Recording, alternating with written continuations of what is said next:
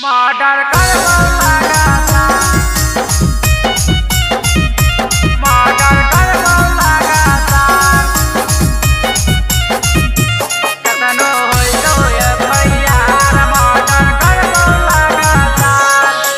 Murder हथिया कांड करके बनले छोड़ा बरन रे, जिला जिला के गुंडा माफिया कर तोरे डिमांड रे।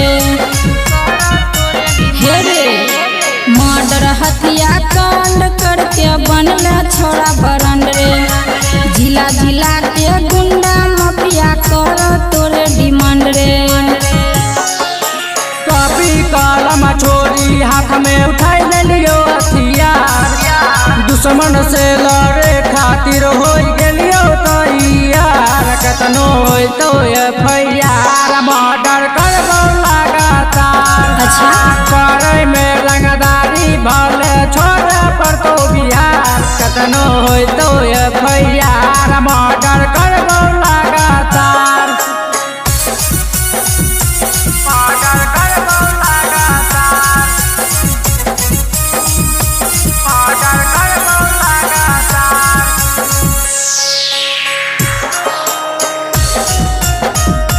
कतनो होई तो एफआईआर मर्डर करबो लगातार। जेले दो हमरा से पंगा गे, ओकरा करी के मारबो नंगा गे, भले घोषित होई जइबो हमें चल पंगा गे, हमें चल पंगा गे। जाने गेलियो बैकग्राउंड रे, गोली चलबै छी सराउंड रे, पता नहीं रे छौरा कहाँ से लाबै छी इतना अमाउंट रे। दुश्मन हमारा पकड़ने छोवार, मार काट करबो हाथ में लेके तलवार, कतनो होई तो एफआईआर मर्डर करबो लगातार। अच्छा करे में रंगदारी भले छोड़े पर तो बिहार, कतनो होई तो एफआईआर मर्डर करबो लगातार, मर्डर करबो लगातार, मर्डर करबो लगातार।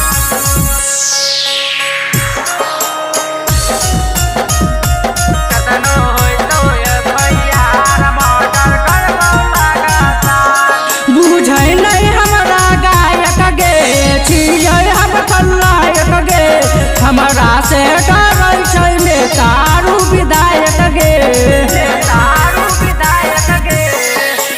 राइटर राहुल रे, रंगदारी जाई भूल रे, रौशन निरंजन तो हड़कारी दे तो खून रे।